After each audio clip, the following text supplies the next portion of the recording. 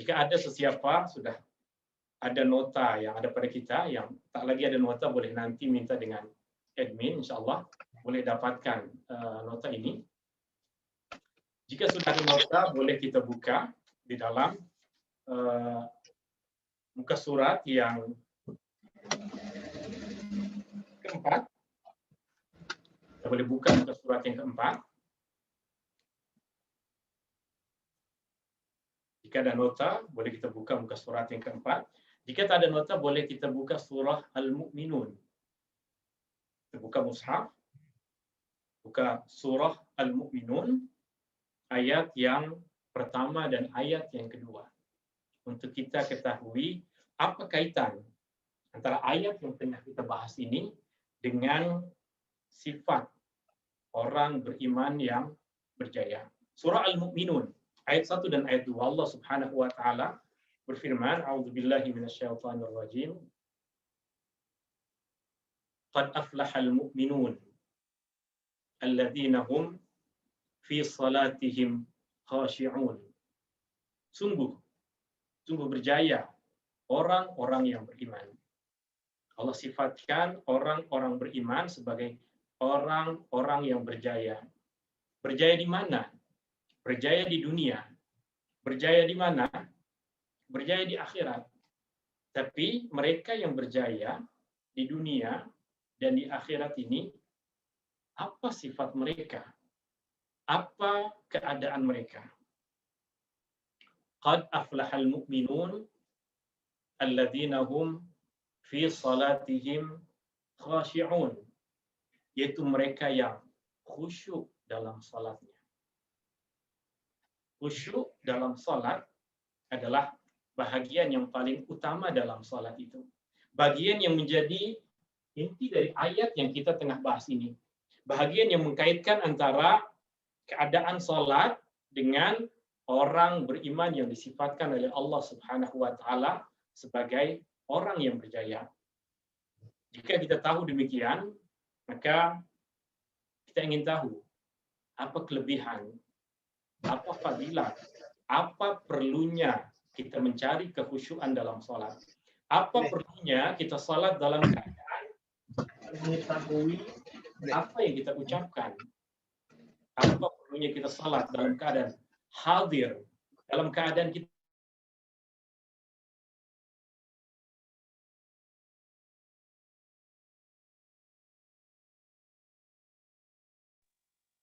Assalamualaikum, minta maaf Ustaz unmute tak dengar.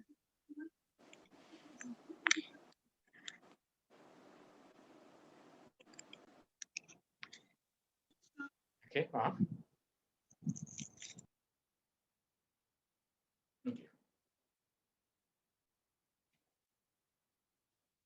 Surah Al-Mu'minun tadi.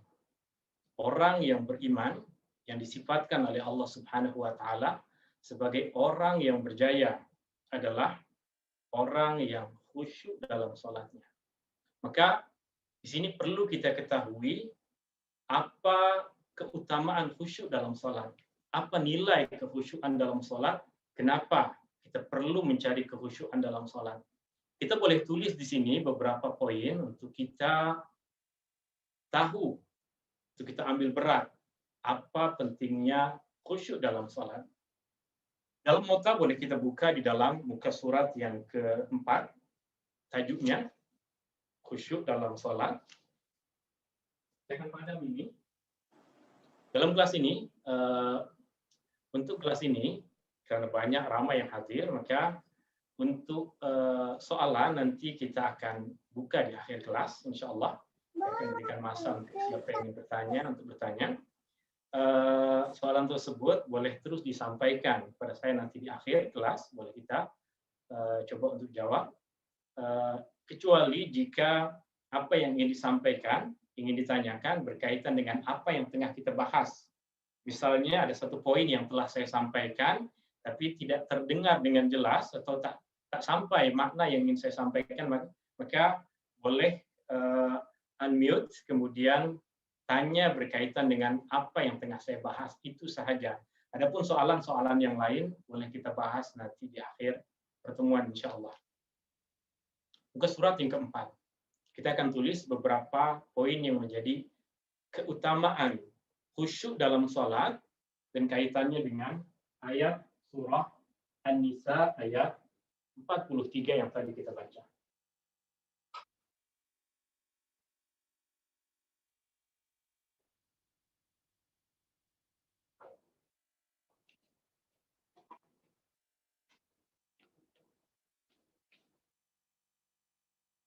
Boleh tajuk yang kita tulis di sini, keutamaan khusyuk dalam sholat.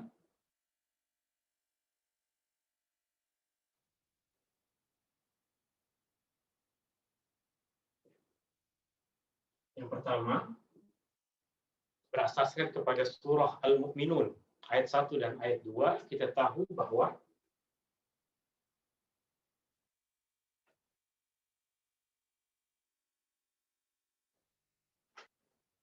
khusyuk dalam sholat adalah sifat orang beriman yang berjaya.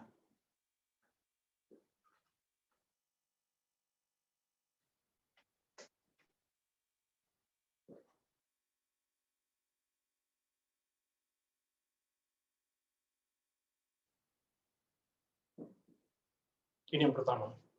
Yang kedua, dalam nota ini kita sampaikan satu hadis yang diriwayatkan oleh Imam Muslim. Satu hadis yang diriwayatkan oleh Imam Muslim dari Uqbah bin Amir radhiyallahu an, bahwa dia mendengar Rasulullah sallallahu alaihi wasallam bersabda, "Ma min muslimin yatawaddau fayuhsinu wudu'ahu thumma yaqumu fayusalli rak'ataini muqbilun alaihima biqalbihi wa wajhi illa wajabat lahul jannah."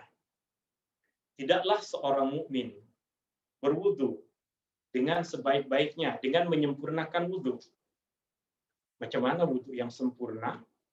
Wudu yang sempurna adalah wudu yang kita menyempurnakan apa yang Allah Subhanahu wa taala fardukan di dalam Al-Qur'an, dan kita percantik dengan sunnah-sunnah yang diajarkan oleh Rasulullah sallallahu alaihi wasallam. Wudu bahagian yang paling penting dalam salat. Rasulullah sallallahu alaihi wasallam pernah sampaikan, kunci dari salat adalah bersuci. Maka jika wudunya tak cantik, yakinlah salat tak akan cantik. Jika wudunya cantik, maka kita sudah ada kunci yang cantik untuk membuka satu salat yang cantik. Tidaklah seorang muslim, seorang mukmin, seorang muslim, orang Islam berwudu, kemudian mempercantik wudunya, kemudian mengerjakan salat 2 rakaat dengan menghadirkan hati, dengan khusyuk, hati dan wajahnya. Diri dia ada dalam salat, hati dia pun ada dalam salat. Apa balasannya? Rasulullah sallallahu alaihi wasallam menyatakan, melainkan telah wajib baginya syurga. Rasulullah katakan, wajib orang yang seperti itu untuk masuk ke dalam syurga. Orang yang khusyuk dalam salat,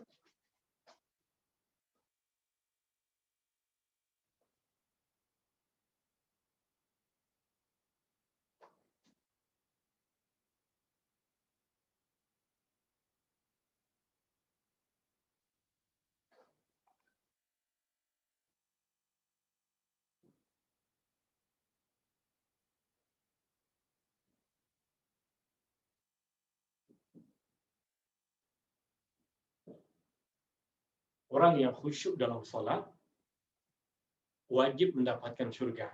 Berasaskan kepada hadis yang diriwayatkan oleh Uqbah, hadis sahih yang diriwayatkan oleh Imam Muslim ini.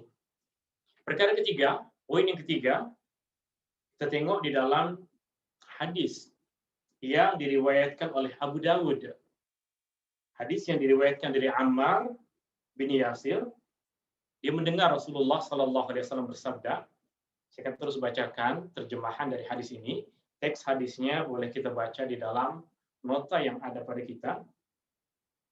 Rasulullah sallallahu alaihi wasallam bersabda, seorang hamba salat dan hanya mendapatkan 1/10 daripada salatnya.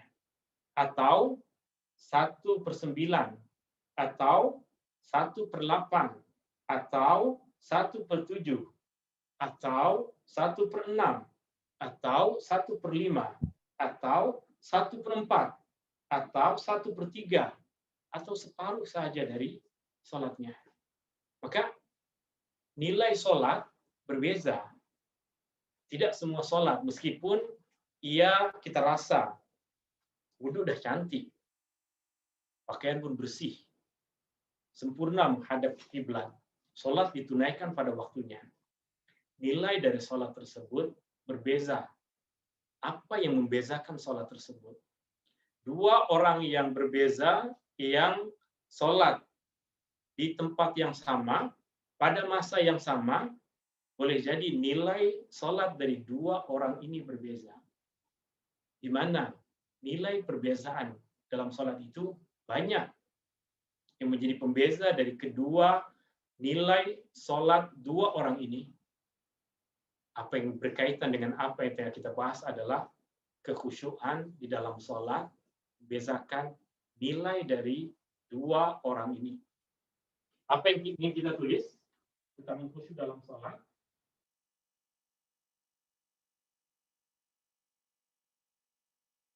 Banyak orang yang sholat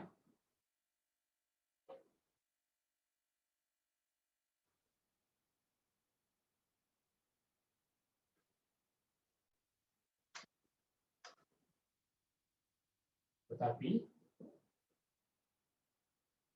tidak mendapatkan nilai yang sempurna.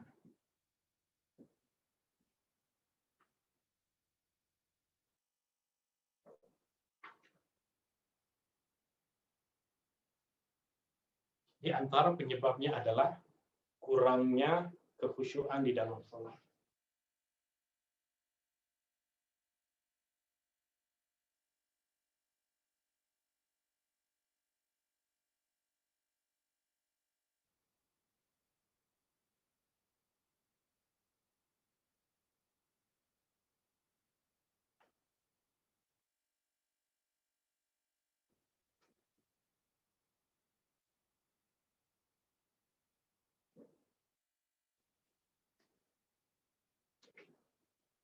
Dan yang keempat, yang terakhir, apa yang menjadi keutamaan khusyuk dalam sholat yang ingin kita capai adalah berasaskan kepada satu hadis yang diriwayatkan oleh Al-Imam At-Tirmidzi dari Abu Hurairah radhiyallahu an, Rasulullah sallallahu alaihi wasallam bersabda, berdoalah kepada Allah dalam keadaan kamu semua yakin akan pengabulan. Berdoalah kepada Allah dalam keadaan kita yakin Allah Subhanahu wa taala mendengar doa kita. Dalam keadaan kita yakin Allah Subhanahu wa taala akan mengabulkan doa kita. Kemudian Rasulullah sallallahu alaihi wasallam sambungkan, dan ketahuilah bahwa Allah tidak mengabulkan doa dari hati yang lalai. Allah tidak mengabulkan doa dari hati yang lalai. Rasulullah pernah sampaikan, sholat adalah doa. Dan kita pun tahu, sholat adalah doa. Kenapa sholat dinamakan sebagai doa? Karena banyak di dalam sholat kita bermunajat kepada Allah Subhanahu wa taala. Kita berdoa kepada Allah Subhanahu wa taala.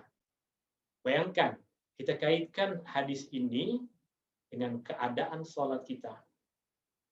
Kita yakin Allah Maha mendengar. Kita yakin Allah mengabulkan doa, tapi masa kita tengah sholat, masa kita tengah mengucapkan puji-pujian dan doa kepada Allah Subhanahu wa taala, adakah hati kita tengah yakin mengucapkan apa yang kita ucapkan? Adakah kita dalam keadaan lalai seperti yang disebutkan dalam hadis ini, yang Rasulullah Shallallahu Alaihi Wasallam sebutkan, ketahuilah Allah tidak akan mengabulkan doa dari hati yang lalai. Maka Poin yang keempat yang ingin saya tulis adalah yang menjadi keutamaan khusyuk di dalam sholat adalah karena sholat adalah doa dan kita mengharapkan doa kita dikabulkan oleh Allah Subhanahu wa taala. Kita mesti fokus dalam sholat kita, kita tidak boleh lalai dalam sholat kita. Yang keempat,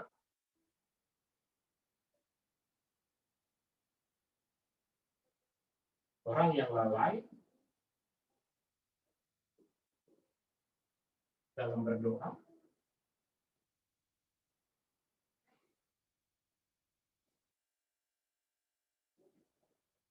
tidak akan dikabulkan doanya.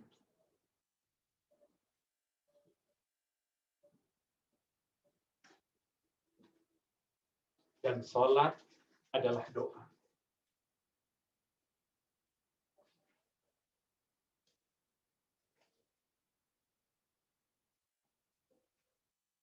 Sholat adalah doa dan munajat.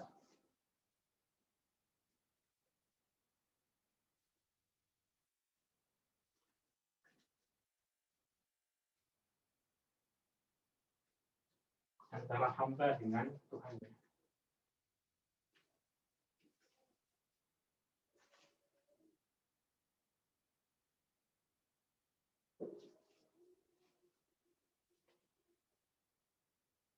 Ini yang menjadi tujuan utama kita hadir dalam kelas ini.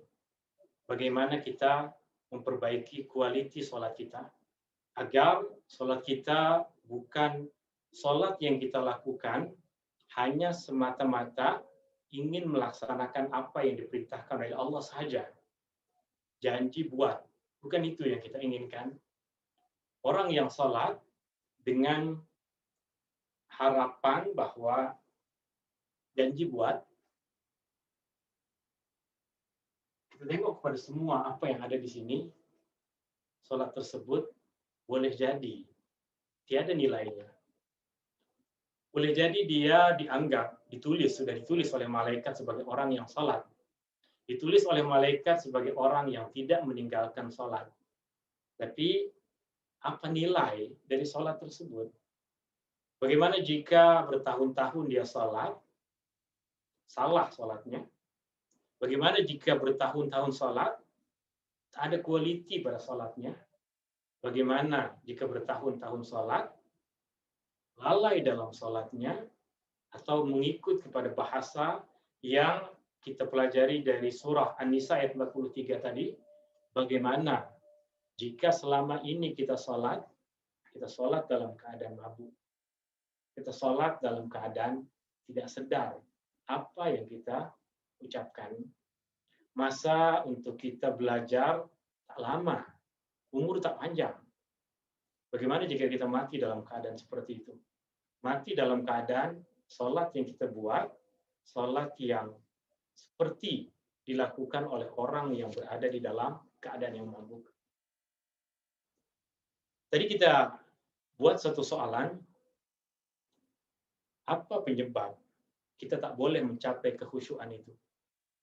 Atau mengikut kepada bahasa dalam surah An-Nisa tadi, apa yang menyebabkan kita tak sedar apa yang kita baca di dalam sholat? Apa yang membuat kita tak tahu apa yang kita baca di dalam sholat?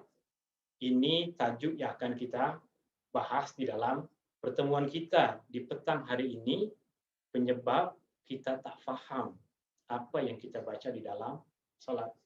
Semoga apa yang saya sampaikan ini boleh difahami. Jika ada siapa yang ingin menanyakan apa yang saya tulis di sini, boleh ditanya. Jika soalan yang lain, boleh menunggu masa di akhir pertemuan tadi. Soalannya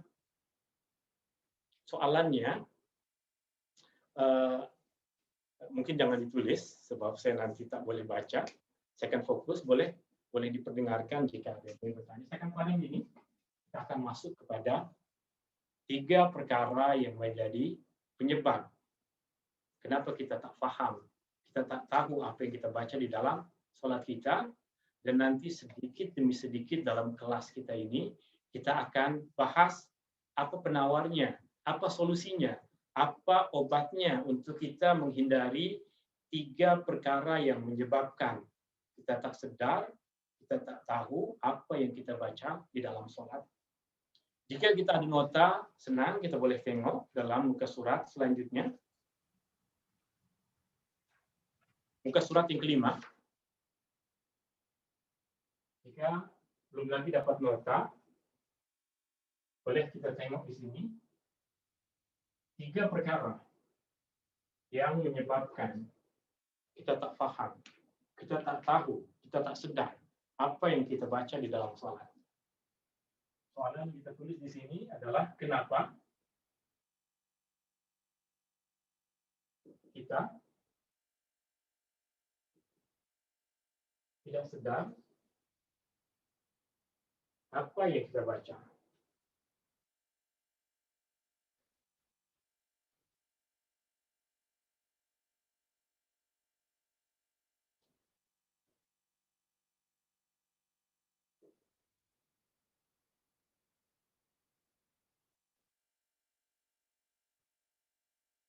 Kenapa kita tak sedar apa yang kita baca di dalam sholat? Kita boleh ringkaskan perkara yang menyebabkan kita tak sedar dalam sholat ini menjadi 3 perkara. Yang pertama adalah bisikan dari syaitan.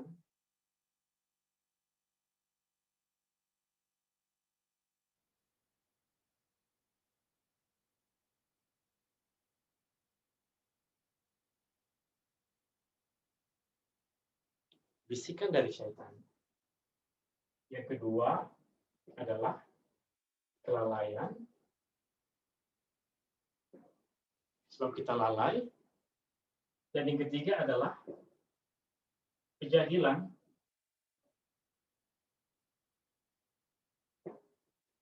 Sebab kita tak tahu apa yang kita baca. Bisikan dari syaitan, kelalaian, dan kejahilan. Ini 3 perkara inti yang menyebabkan kita tidak sedar apa yang kita ucapkan, apa yang kita baca di dalam salat kita. Kita akan bahas satu persatu. Di pertemuan kita malam hari ini, kita hanya akan fokuskan kepada poin yang pertama ini, untuk kita bahas, untuk kita cari apa solusi agar kita dijauhkan dari gangguan syaitan, dari bisikan syaitan. Bisikan syaitan, waswasatu syaitan.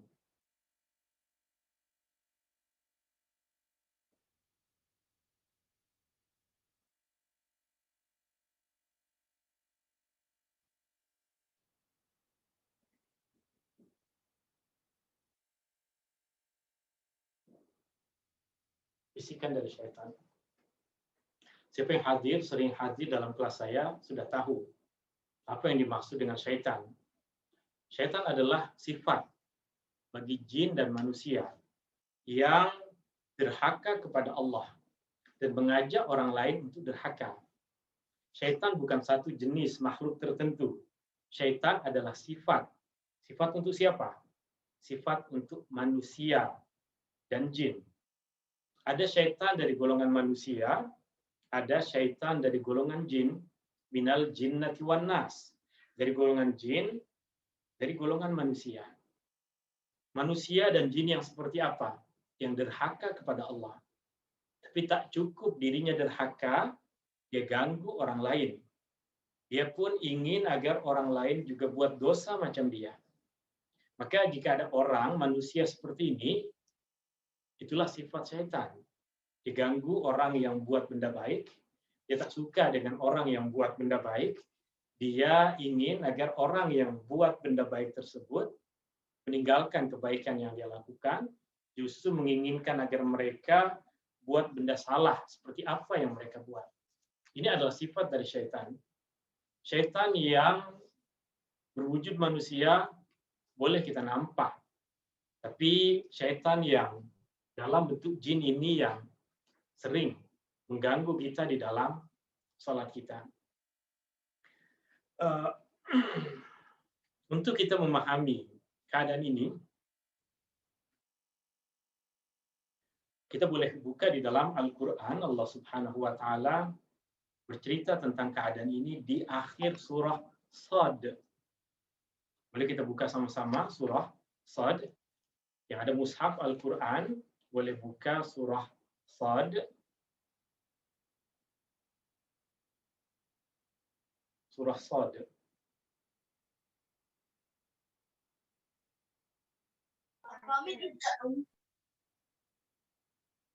Surah Shad.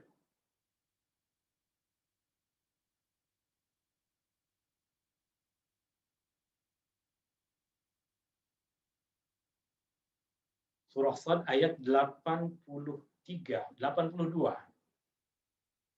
Surah Shad adalah surah 38. Surah 38 ayat 82. Untuk kita memahami ayat ini, saya ceritakan sedikit kisah yang berkaitan dengan ayat ini. Kita semua tahu Allah Subhanahu wa taala perintahkan para malaikat untuk sujud kepada Adam sebagai satu bentuk penghormatan. Kemudian ada satu jin di situ yang dia merasa diri bagaikan malaikat. Dia banyak buat benda baik, dia banyak buat ketaatan, tapi kebaikan yang dia lakukan, ketaatan yang dia buat, tidak lebih mendekatkan dia kepada Allah. Justru membuat dia sombong. Tapi diri dia sudah merasa diri bagaikan malaikat. Maka Allah Subhanahu wa taala uji, jika betul malaikat, Allah perintahkan para malaikat untuk sujud kepada Adam, maka sujud. Fasajadal malaikatu kulluhum ajma'un.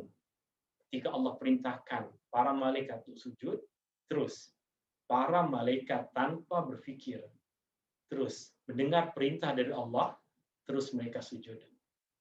Illa iblis, melainkan iblis.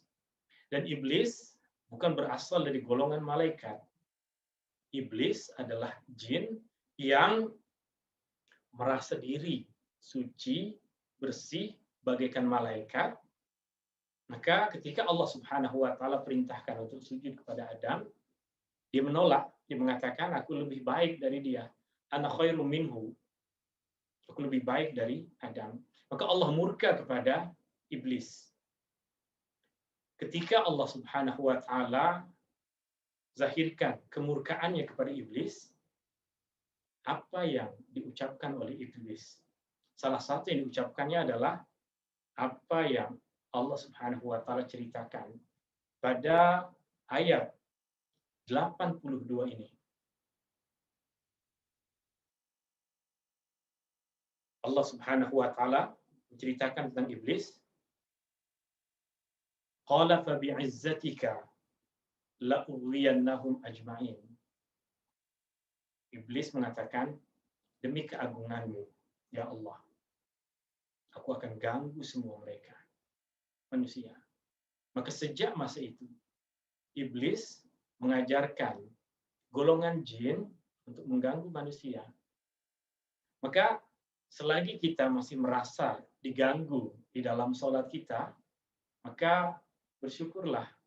Berarti kita dianggap musuh oleh iblis. Kita dianggap musuh oleh syaitan. Sebab kita yakin dia tak akan ganggu kawannya sendiri. Al-Imam An-Nawawi ada satu gambaran yang cantik ketika beliau menjelaskan tentang kenapa syaitan mengganggu kita. Al-Imam An-Nawawi pernah mengatakan, bayangkan, jika ada pencuri nak buat benda buruk, benda jahat, adakah dia akan masuk ke rumah yang buruk? Tentu tidak. Pencuri akan mencari rumah yang cantik. Rumah cantik yang akan diganggu oleh pencuri tersebut, yang akan didatang oleh perompak tersebut. Rumah yang buruk, selamat. Maka orang yang hatinya bersih, orang yang hatinya dekat dengan Allah, orang yang beriman, itu yang akan diganggu oleh iblis. Itu yang akan diganggu oleh syaitan. Orang yang sholat, yang akan diganggu oleh syaitan. Orang yang tidak sholat, tidak akan lagi diganggu oleh syaitan, sebab syaitan adalah pencuri, dia tidak akan masuk ke rumah yang sudah hancur. Berkaitan dengan waswasatus syaitan, ada beberapa perkara yang boleh kita lakukan untuk kita menghindari dari bisikan syaitan. Perkara yang pertama yang boleh ataupun yang mesti kita lakukan untuk menjauhkan diri kita dari bisikan syaitan adalah bagaimana menjauhkan diri dari bisikan syaitan.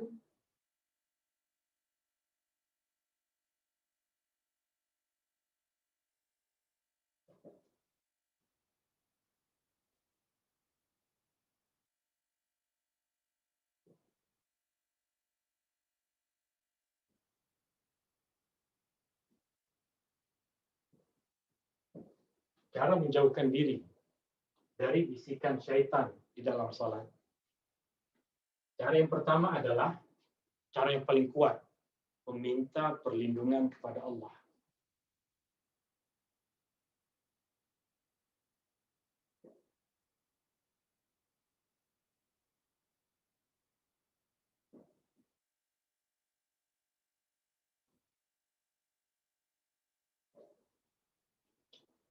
Berlindung kepada Allah. Bagaimana berlindung kepada Allah? Ucapkanlah apa yang kita dah hafal, a'udzubillahi minasyaitonirrajim. A'udzubillah, aku berlindung kepada Allah. Minasyaitonirrajim, dari syaitan yang direjam. Bila masa kita mengucapkan itu, dalam salat ada dua keadaan yang kita disunahkan untuk mengucapkan a'udzubillahi minasyaitonirrajim. Keadaan yang pertama adalah sebelum kita membaca surah Al-Fatihah, khususnya pada rakaat yang pertama. Saya ulang sekali lagi, apa keadaan yang kita disunahkan untuk membaca isti'adzah, berlindung kepada Allah. Yang pertama adalah sebelum membaca surah Al-Fatihah, khususnya pada pada rakaat yang pertama. Dan keadaan yang kedua adalah ketika kita rasa diri kita diganggu oleh syaitan. Ketika kuat gangguan dan bisikan dari syaitan. Terkadang kita tengah sujud, ada gangguan dari syaitan, maka ucapkanlah ucapan itu. A'udzubillahi minasyaitonirrajim. Ketika kita tengah duduk antara dua sujud, ada bisikan dari syaitan, ada gangguan dari syaitan, maka ucapkanlah a'udzubillahi minasyaitonirrajim. Jika sebelum sholat kita dah rasa ada gangguan dari syaitan, maka ucapkanlah a'udzubillahi minasyaitonirrajim.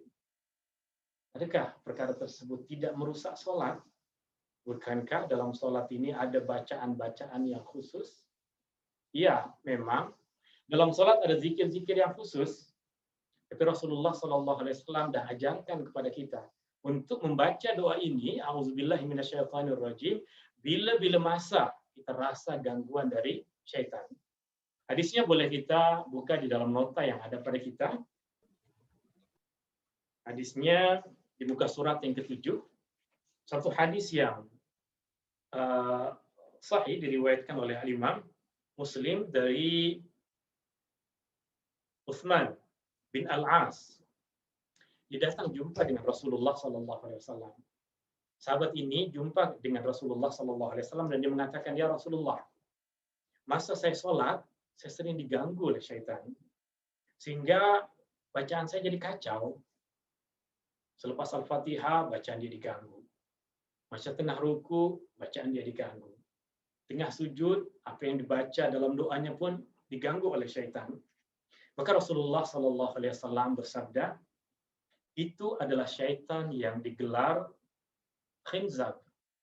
Itu adalah satu syaitan yang gelaran dia adalah Khinzab ataupun Khanzab. Faiza ahsastahu, kata Rasulullah SAW, jika engkau rasa dia datang mengganggu, fata'awwadz billah minhu, maka mintalah perlindungan kepada Allah darinya. Macam mana? Sekurang-kurangnya a'udzubillah minasyaitonirrajim. Itu yang kita ucapkan. Minta perlindungan kepada Allah ketika kita tengah salat. Jika kita rasa gangguan tersebut memang gangguan yang datang dari syaitan. Macam mana kita tahu? Macam mana kita rasa? Terasalah kita tengah sholat. Pikiran kita dibawa ke sana. Pikiran kita dibawa ke sini. Pikiran kita diganggu ke sana, diganggu ke sini. Kita yakin itu adalah salah satu dari tipu daya syaitan. Maka segeralah ucapkan a'udzubillahi minasyaitonirrajim. Ianya tidak merusak salat. Kenapa? Sebab ia adalah doa yang kita panjatkan kepada Allah. Yang membatalkan salat adalah doa ataupun ucapan yang kita ucapkan kepada sesama manusia. Itu yang membatalkan salat. Jika ada kawan kita, kemudian kita doakan dia, yarhamukallah, itu merusak salat. Sebab kita tengah berbicara dengan manusia. Tapi a'udzubillahi minasyaitonirrajim adalah doa dalam salat yang boleh kita baca bila-bila masa dalam semua keadaan ketika kita tengah salat, khususnya kata Rasulullah SAW, apabila engkau rasa kuat gangguan dari syaitan yang digelar khinzab tadi, mintalah perlindungan kepada Allah Subhanahu wa taala. Dalam hadis ini kemudian Rasulullah SAW katakan, kemudian meludahlah ke sebahagian kirimu 3 kali. Apa maksud meludah ke sebelah kirimu 3 kali? Bukankah Rasulullah SAW pernah melarang kita untuk meludah di tempat sholat, dalam masjid khususnya? Rasulullah marah pada para sahabat dulu, nampak ada kahak, ada ludah di masjid. Meludah di sini bukan meludah keluar sampai keluar kahak, keluar air, seperti orang yang meludah, meniup 3 kali. Sebab syaitan yang digelar khanzab selalu membisikkan kita dari tempat situ. Kita berlindung kepada Allah dan kita hinakan dia, syaitan yang tengah mengganggu kita. Ini perkara yang pertama, berlindung kepada Allah. Bahkan Allah Subhanahu wa taala perintahkan kepada kita dalam Al-Qur'an surah Fussilat ayat 36, dalam nota ada, wa imma yang zaghannaka minasyaitonir nazghun fasta'iz billah innahu huwas samiul alim. Dan apabila ada gangguan, ada hasutan dari syaitan, maka mintalah perlindungan kepada Allah. Sesungguhnya Allah Maha mendengar, Allah Maha mengetahui. Minta perlindungan kepada Allah. Jika kita dah rasa sebelum salat, lakukan sebelum salat. Jika kita rasa di pertengahan salat, ucapkan. Tapi jika tidak, a'udzubillahi minasyaitonirrajim, tak perlu kita baca, melainkan sebelum kita membaca surah Al-Fatihah tadi. Perkara yang kedua yang perlu kita lakukan untuk menjauhkan diri dari bisikan syaitan adalah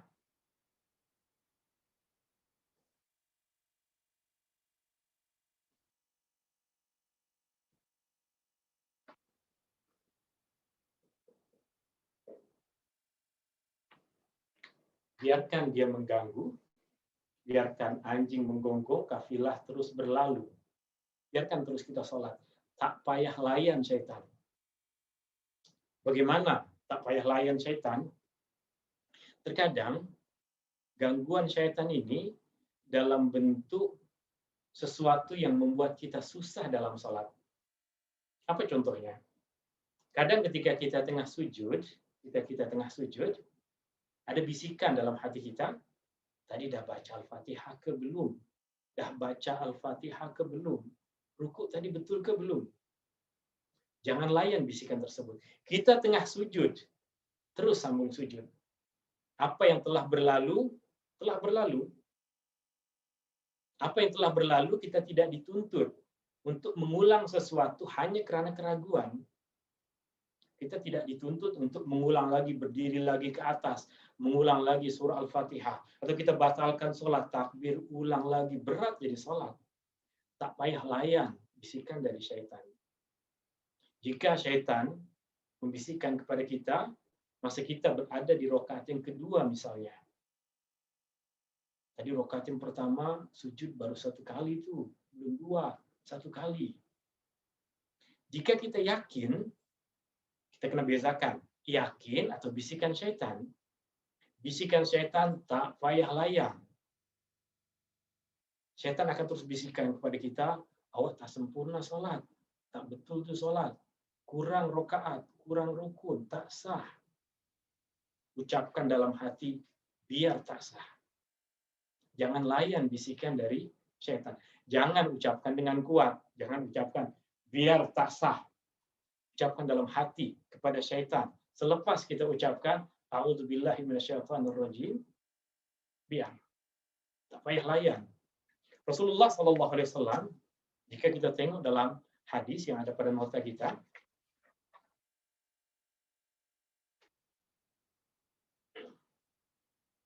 muka surat yang ke-8, jangan layan, jangan ikuti bisikan dari syaitan.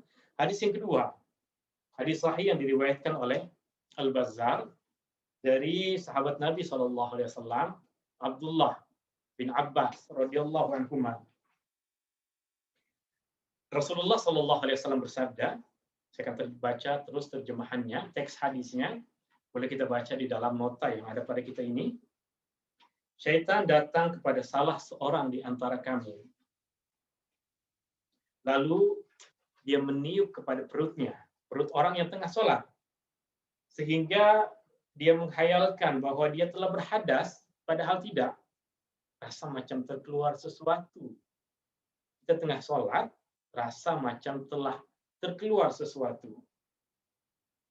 Padahal tidak. Maka Rasulullah SAW kemudian mengatakan, jika dia mendapatkan keadaan seperti itu, maka jangan keluar dari sholat. Jangan tinggalkan sholat, kata Rasulullah SAW. Jangan layan syaitan itu. Sehingga dia betul-betul yakin mendengar bunyi ataupun menghidup bau. Jika dah yakin, dah menghidup bau, dah terdengar bunyi kita terkentut dalam sholat, memang batal wudhu, batal sholat. Tapi rasa perut macam terkeluar sesuatu, itu diantara bisikan dari syaitan. Jangan layan. Hadis yang pertama menjelaskan tentang perkara yang sama, bisikan dari syaitan. Hadis yang diriwayatkan oleh Al-Imam Al-Bukhari dan Muslim dari Abu Hurairah radhiyallahu an, Rasulullah SAW bersabda, sesungguhnya salah seorang di antara kamu apabila berdiri untuk salat, syaitan datang lalu mengganggunya sehingga dia tidak tahu berapa bilangan rakaat.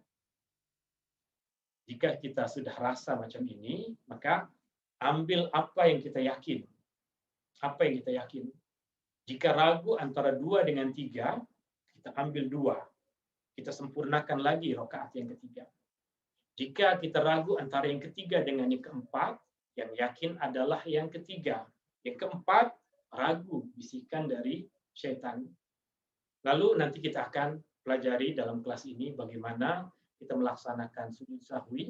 Tapi inti dari hadis ini yang berkaitan dengan apa yang tengah kita bahas sekarang adalah jangan kita tinggalkan rukun dalam sholat, jangan kita patah balik dalam sholat hanya karena keraguan, hanya karena bisikan dari syaitan.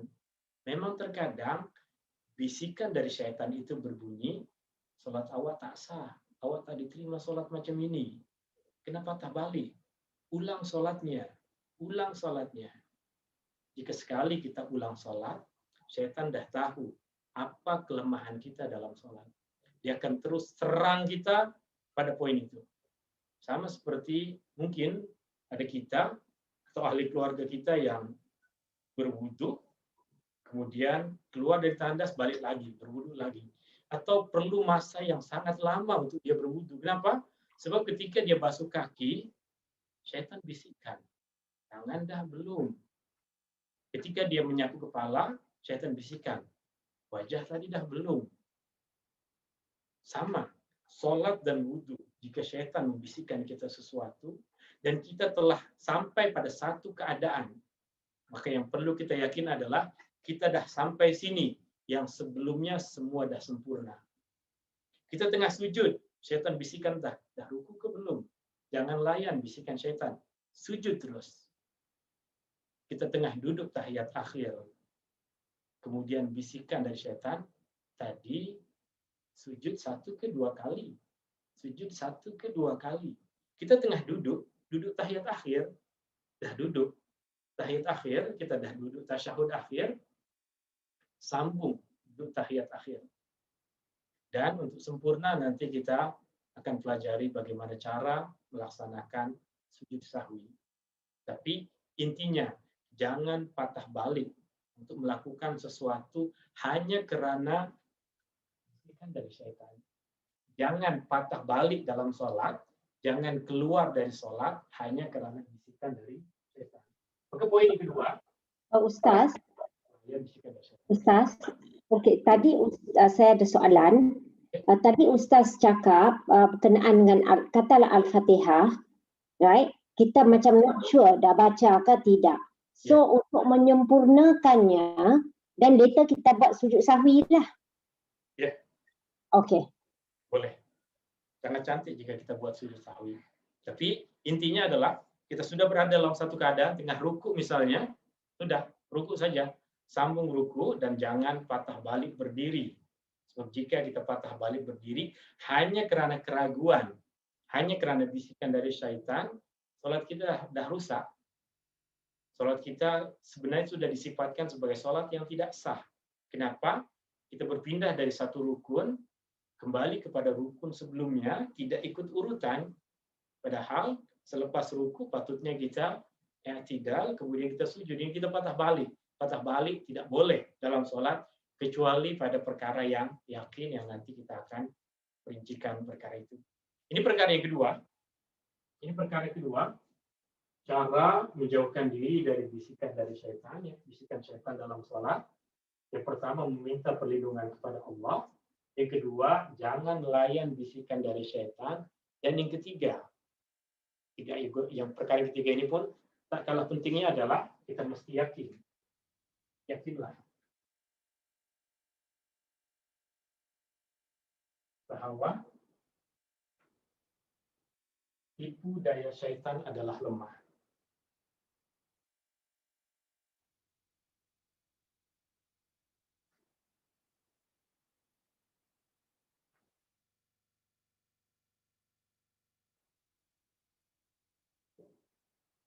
Syaitan lemah dan sangat lemah.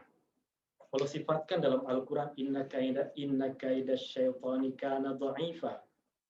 Sungguh, tipu daya syaitan itu lemah. Lalu apa yang membuat banyak orang boleh terpedaya dengan syaitan? Kita punya analisa macam ini. Jika kita kuat, kanak-kanak tak akan boleh tolak tubuh badan kita, tak akan buat kita jatuh. Tapi jika kita tengah lemah, kanak-kanak tolak kita boleh jatuh. Artinya, bisikan syaitan lemah. Tapi jika keimanan kita, diri kita lemah, maka kuat bisikan dari syaitan itu. Jika kita sudah punya anggapan bahwa bisikan dari syaitan adalah lemah, maka mudah untuk kita minta perlindungan kepada Allah. Dan mudah untuk kita tinggalkan bisikan-bisikan itu.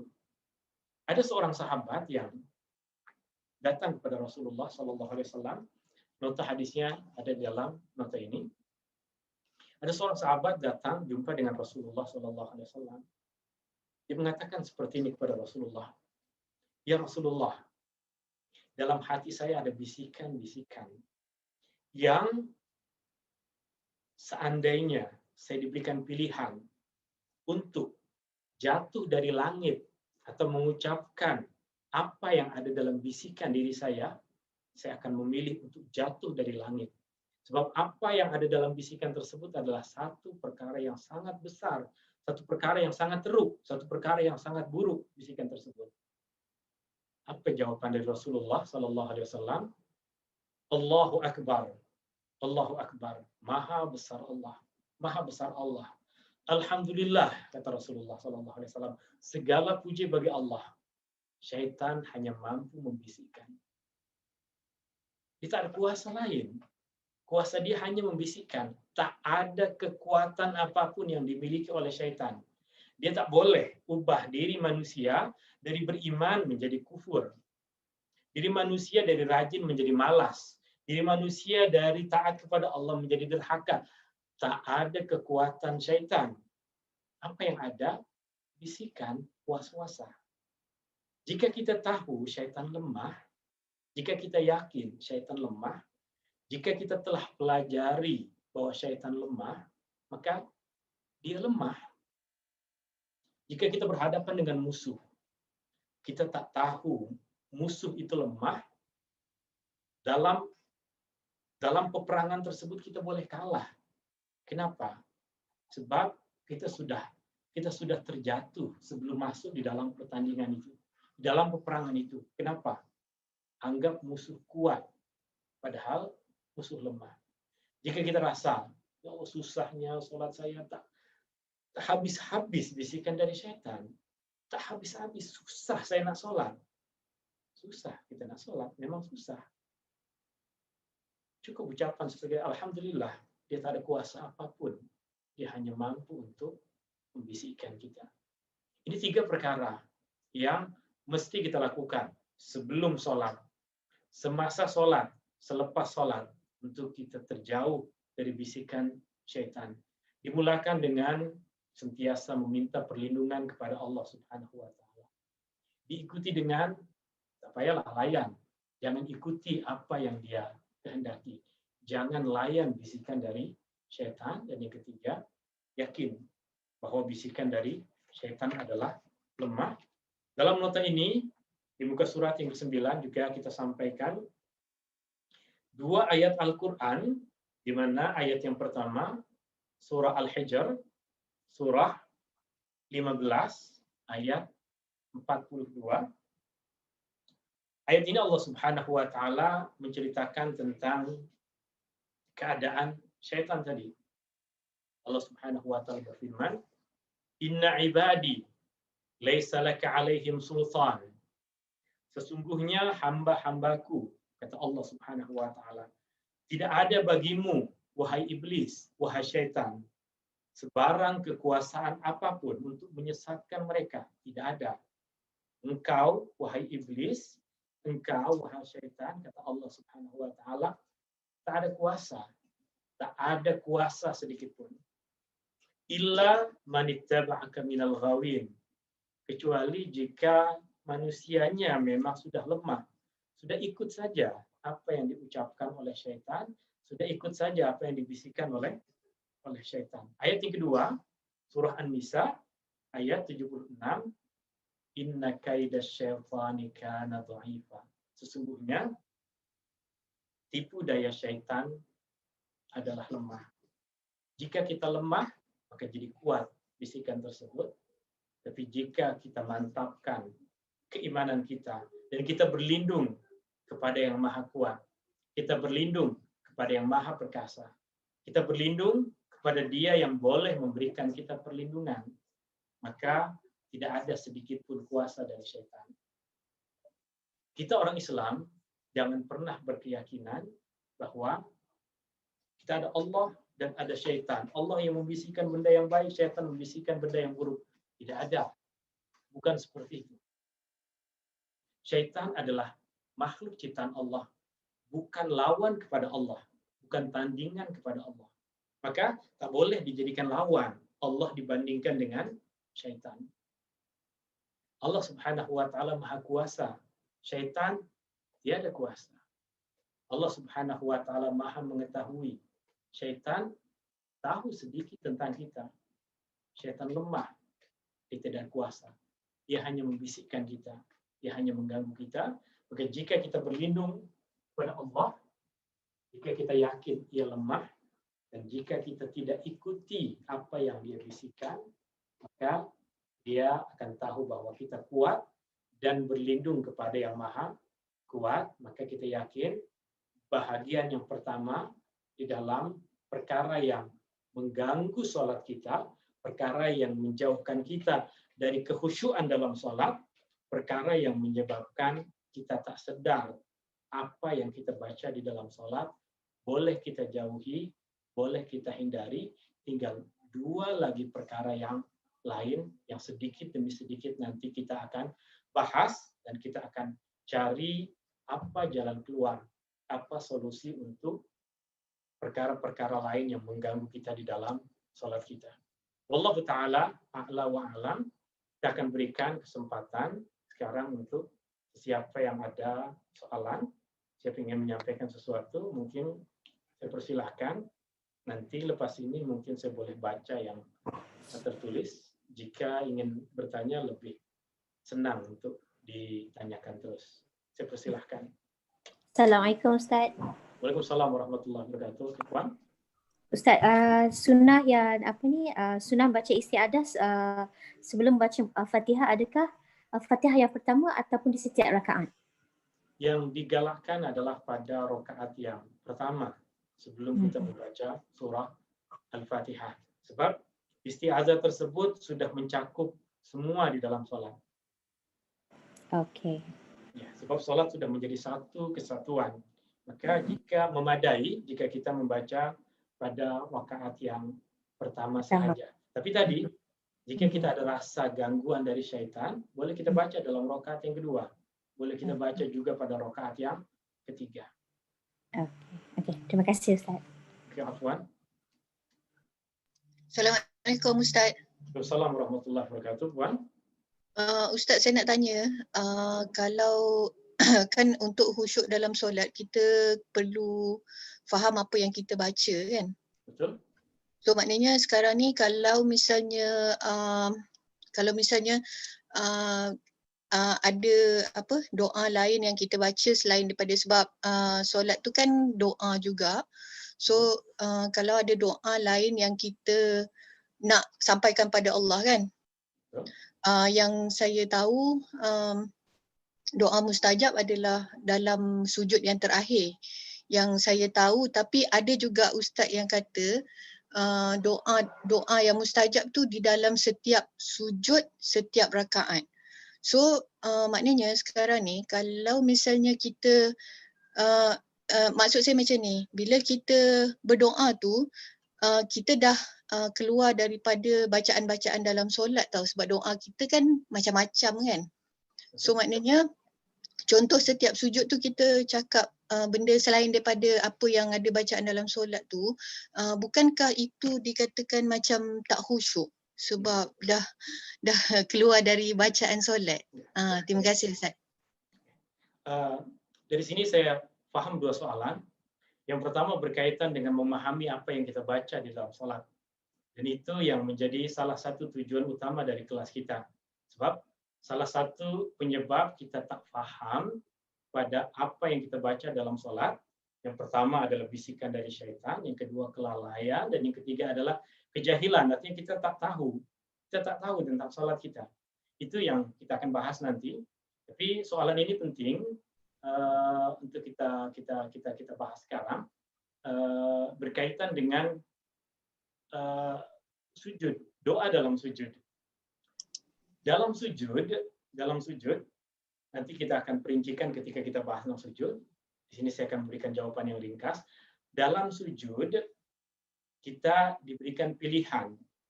Yang pertama kita boleh berzikir, yang kedua kita boleh berdoa. Dan ketika kita memilih untuk berdoa di dalam sujud, pun ada dua pilihan. Pilihan yang pertama, kita ikut doa yang Rasulullah SAW baca di dalam sujud. Dan pilihan yang kedua, kita doa mengikut kepada apa yang kita hafal. Semua ini adalah boleh. Kenapa? Sebab dalam solat ada beberapa doa yang wajib dibaca, ada doa-doa yang kita boleh pilih. Di antaranya dalam sujud. Sujud banyak doanya. Mungkin kita diajarkan sejak kecil untuk membaca Subhana Rabbiyal A'la. Sebenarnya jika kita membaca buku fikih apapun, itu adalah salah satu bacaan dalam sujud. Banyak lagi bacaan yang lain. Jika kita memilih bacaan yang lain, Itu tadi alasannya. Boleh kita pilih zikir, boleh kita pilih doa. Jika kita memilih doa, ada doa pendek yang Rasulullah ajarkan dalam sujud, tapi Rasulullah pernah mengatakan, keadaan yang paling hampir antara seorang hamba dengan Allah adalah ketika dia sujud. Maka perbanyaklah doa. Rasulullah SAW tidak hadkan kepada kita untuk baca doa apapun. Dia berikan kelapangan kepada kita untuk berdoa sesuai dengan hajat kita. Dan masing-masing kita punya hajat yang berbeza. Dan dua ustadz yang tadi sampaikan, dua-dua betul. Yang mengatakan di sujud terakhir, boleh. Yang mengatakan di semua sujud, boleh. Saya tahu yang mengajarkan untuk memperbanyak doa di sujud yang terakhir, saya tahu alasan dia. Alasannya adalah sebab sujud yang terakhir, lepas sujud yang terakhir, kita akan duduk untuk tasyahud akhir. Dan tak pening lagi. Sebab terkadang jika kita sujud terlalu lama, kita dah tak kuat berdiri, kepala dah pening. Maka diajarkan untuk rakaat yang lain tak payah banyak baca doa. Sujud yang terakhir saja. Sebab lepas bangkit dari sujud, terus duduk. Dan tak pening lagi kepala. Maka alasan dia sebenarnya bukan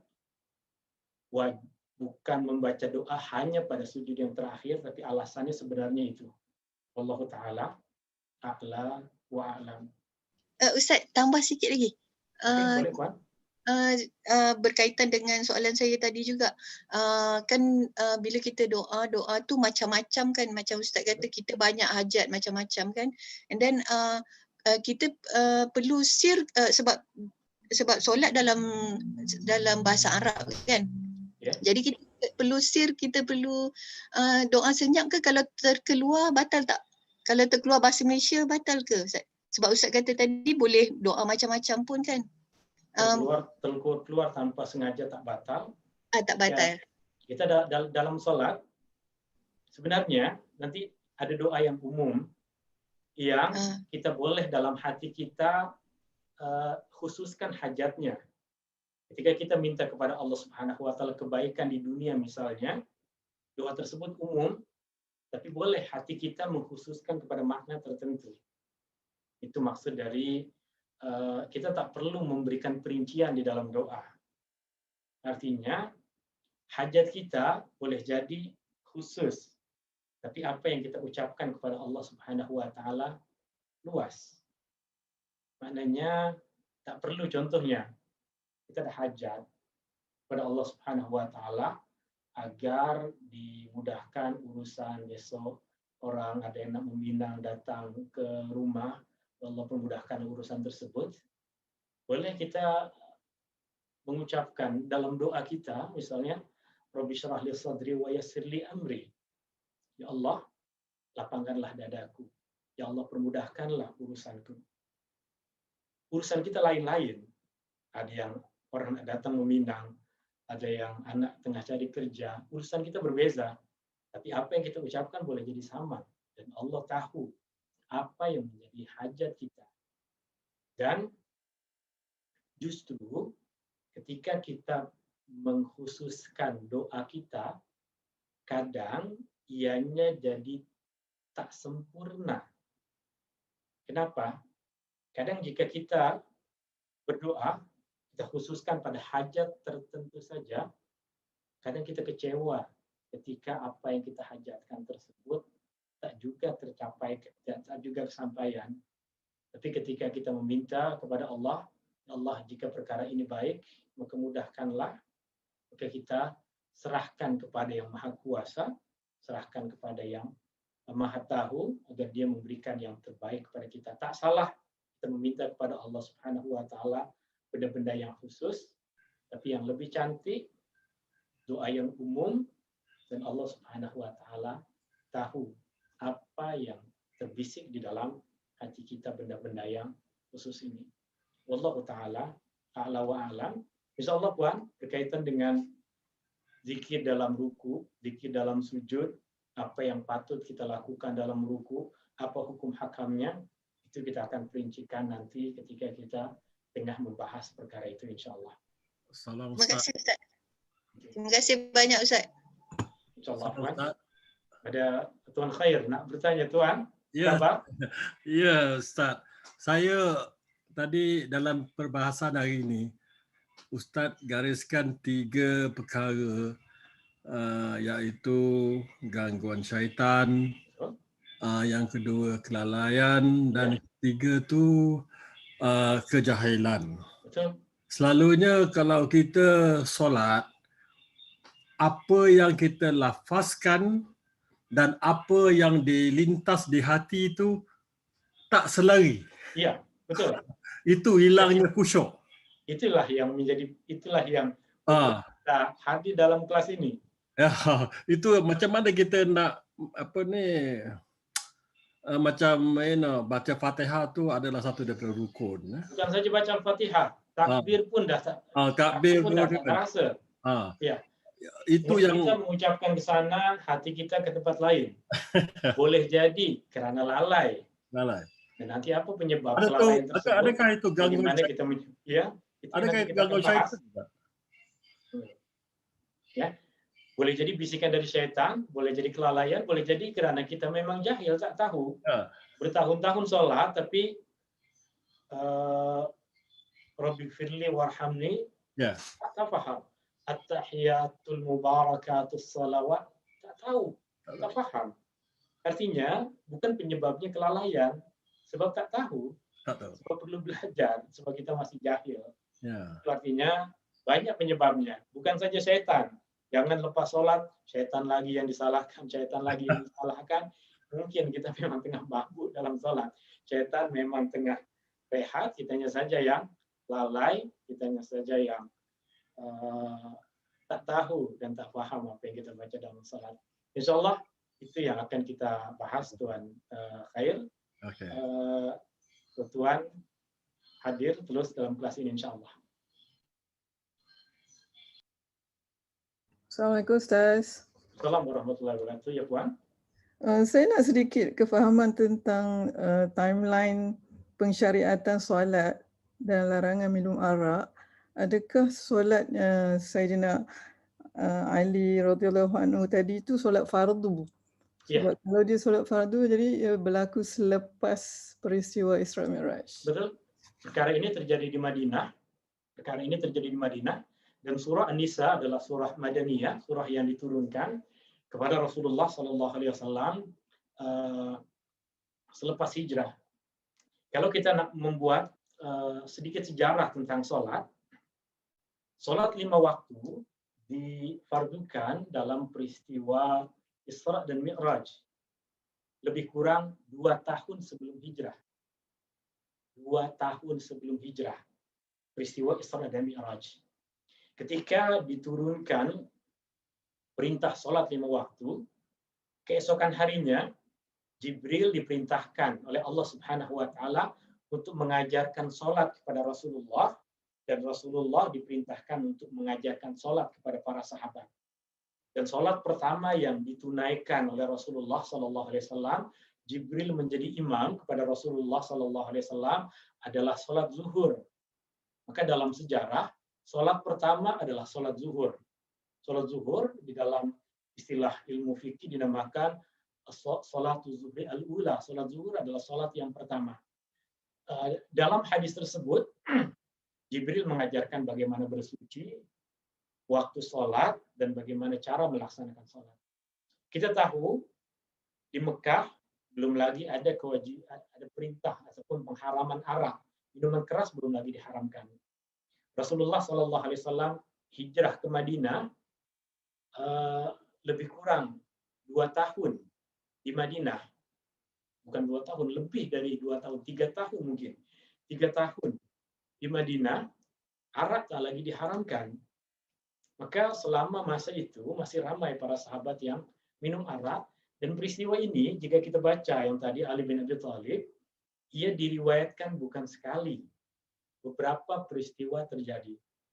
Ada masanya yang Ali bin Abi Thalib, ada masanya yang Abdurrahman bin Auf, ada masanya yang sahabat yang lain yang terjadi pada diri mereka perkara yang seperti itu. Sehingga surah An-Nisa tadi ayat 43 diturunkan selepas banyak peristiwa itu berulang pada diri banyak para sahabat Nabi Shallallahu Alaihi Wasallam. Wallahu taala a'la wa a'lam. Jazakallah khair Ustaz.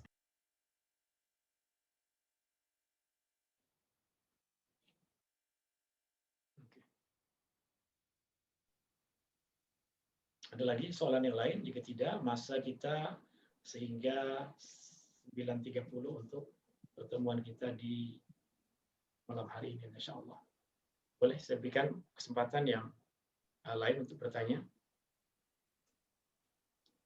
Okey, Assalamualaikum Ustaz. Assalamualaikum warahmatullahi wabarakatuh, Puan. Okey, saya nak tanya, jika kita tak dapat khusyuk dalam solat, adakah solat itu tidak diterima ataupun tidak mendapat pahala? Okay. Bagaimana Ustaz? Okay. Khusyuk dalam solat adalah hasil. Khusyuk dalam solat adalah hasil yang perlu diusahakan. Allah Subhanahu wa taala selalunya akan melihat kepada usaha manusia. Allah akan melihat kepada usaha manusia untuk mendapatkan hasil tersebut. Hasil adalah pemberian dari Allah. Kekhusyuan dalam solat, nilai tersebut adalah pemberian dari Allah. Tapi Allah Subhanahu wa taala tidak akan berikan kepada semua orang.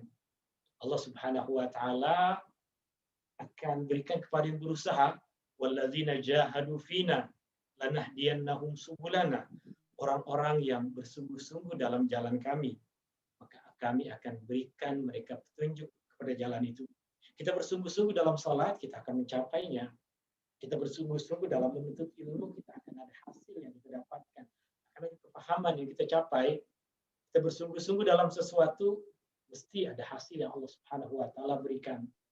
Jika kita dah berusaha untuk melawan gangguan dari syaitan, jika kita dah berusaha untuk belajar, memahami apa yang kita pelajari dalam sholat, apa yang kita baca dalam sholat, jika kita sudah mencoba untuk menjauhkan semua perkara yang melalaikan, mengganggu sholat kita tak lagi capai, berarti kita dah ada usaha, kita dah ada jalan.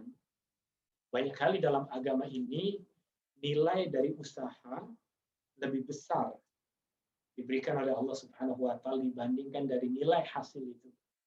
Usaha adalah perjalanan kita untuk melakukan sesuatu, kesungguhan kita untuk melakukan itu. Dan dia adalah satu perkara yang berat, satu perkara yang perlu perjuangan dari kita. Maka innallaha la yudhi'u 'amala 'amilin minkum. Allah tak akan sia-siakan siapa yang berusaha.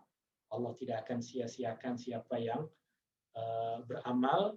Maka solatlah, usahakanlah untuk mendapatkan kekhusyuan. Jika belum lagi kita mencapainya, ada ketidaksempurnaan dalam solat kita, tapi Allah tahu dan kita pun tahu. Kita telah berusaha, kita belajar, kita menjauhkan semua yang tak baik tadi, kita jauhkan bisikan dari syaitan, dan kita terus akan berusaha sehingga sama ada kita hidup dalam keadaan terus bersungguh-sungguh berusaha, atau kita hidup dalam keadaan merasakan kenikmatan khusyuk dalam sholat yang Allah Subhanahu wa taala firmankan dalam Al-Qur'an, wasta'inu bis-sabri was-shalah wa innaha lakabiratun illa 'alal khashi'in. Mintalah pertolongan kepada Allah dalam puasa kita, dalam kesabaran kita, dalam sholat kita. Dan semua itu berat, melainkan jika kita berusaha untuk khusyuk kepada Allah Subhanahu wa taala. Wallahu taala a'la wa a'lam. Ini yang boleh kita sampaikan di dalam kelas kita, dalam pertemuan kita di hari ini. Jika ada siapa soalan, kita akan jumpa di dalam pertemuan yang akan datang. Untuk kelas selanjutnya, seingat saya 16 hari bulan, hari Sabtu pagi pukul 8, insyaallah dalam keadaan kita masih fresh, masih segar, kita memperbaiki dan mempercantik salat kita. Niat kita adalah ikhlas kepada Allah Subhanahu wa taala. Kita belajar bersama-sama, bukan kerana saya telah mencapai itu, tetapi agar kita sama-sama saling menegur, saling berkongsi ilmu. Saya meminta nasihat dari semua kakak-kakak, tuan-tuan dan puan-puan yang hadir di dalam kelas ini. Jika ada sesuatu yang salah yang saya ucapkan, sampaikanlah. Jika ada yang perlu saya perbaiki, maka insya Allah kita akan perbaiki. Jika ada yang kurang, boleh kita sama-sama sempurnakan. Jika ada yang baik, doakan agar kita semua boleh mengamalkan kebaikan itu. Kita sama-sama di dunia ini saling berkenal. Nanti di akhirat Allah Subhanahu wa Ta'ala himpunkan kita di dalam rahmatnya. Insyaallah. Hadani Allah wa iyyakum ajma'in. Ini yang kita pelajari dalam pertemuan kita hari ini. Kita telah tahu perkara pertama yang menjauhkan kita dari kekhusyuan. Perkara pertama yang menjauhkan kita dari faham akan apa yang kita baca dalam sholat kita. Bisikan dari syaitan, dan kita pun dah tahu sekarang bagaimana nak pijak syaitan, bagaimana nak pukul kepala syaitan itu, bagaimana nak jauhkan syaitan itu dalam sholat kita, bagaimana kita menghindarkan diri dari bisikan-bisikan syaitan. Hadani Allah wa iyyakum ajma'in. Subhanakallahumma wa bihamdika asyhadu an la ilaha illa anta astaghfiruka wa atubu ilaik. Syukran. Assalamualaikum warahmatullahi wabarakatuh. Waalaikumsalam warahmatullahi wabarakatuh. Wa maghfiratuh wa ridwan. Okey, terima kasih. Waalaikumsalam. Jazakallah khairan Ustaz. Jazakumullah khairan. Terima kasih kepada Al-Fadhil Ustaz Ibnu Abdul Bari. Okey, untuk makluman semua, kelas hari ini merupakan kelas trial. Kita punya kelas seperti apa yang Ustaz Bari inform sebentar tadi. Kelas adalah pada hari Sabtu, start pada 16 hari bulan Januari, dan kelas adalah pada pukul 8 sampai 9.30 pagi. Kelas yang sebenar adalah pada pagi on weekend. Okey. Bagi sesiapa yang dekat dalam Zoom ni yang tak join lagi grup intensi solat, boleh tinggalkan nombor telefon sekiranya masih berminat untuk continue. Okey. Dan untuk makluman semua, alhamdulillah untuk kelas ni kami dapat sponsor dari hamba Allah. So kelas ni adalah percuma. Okey, so sesiapa yang tak join lagi dekat dalam grup, so boleh tinggalkan nombor telefon dan nanti saya akan follow up. Okey? Terima kasih. Okay. Terima kasih. Terima kasih. Terima kasih. Assalamualaikum warahmatullahi wabarakatuh. Assalamualaikum warahmatullahi wabarakatuh. Assalamualaikum. Terima kasih banyak.